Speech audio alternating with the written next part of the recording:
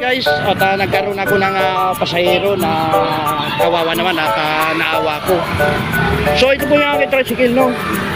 Ito at ibibigay ko na lang ng libre ang aking pamasahe.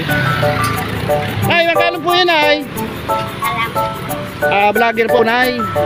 Tumutulong din po ako sa mga kagaya nyo. Ililibre ko na to sa inyo. Sige na. Sige na, Nay. At kunti lang naman ang kita mo niyan eh. Sige na. Kakatulong din po yan ay. Hindi, tutulong nga ako sa'yo. Ilibre ko na lang pamasahe. Sige na. Yan ang magagalit eh. Nagagalit ka po sa ganyan. Hindi, anuin ko na, Nay. Alisin ko na, ha.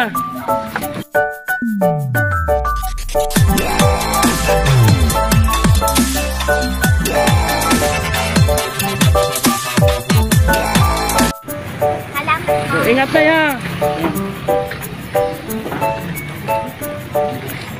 So ayan guys, at naawa naman po ako kay nanay, no.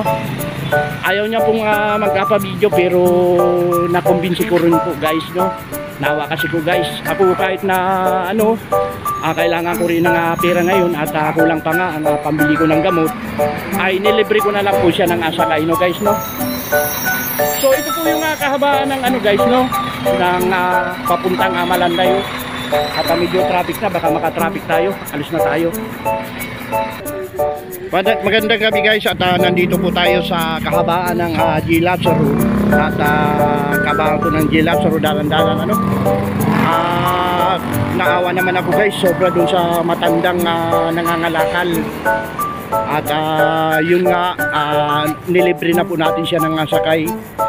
May pera naman guys, hindi ko na po yung kinuha yung 30 pesos So ayan, at panibagong vlog na naman tayo.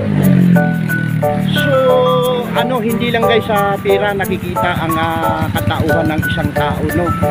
Ayun, at yung babaeng ang pasahirong sakay ko ayaw magpakuha ng camera, nahihiya daw siya, baka makuha raw siya ng DSWD guys.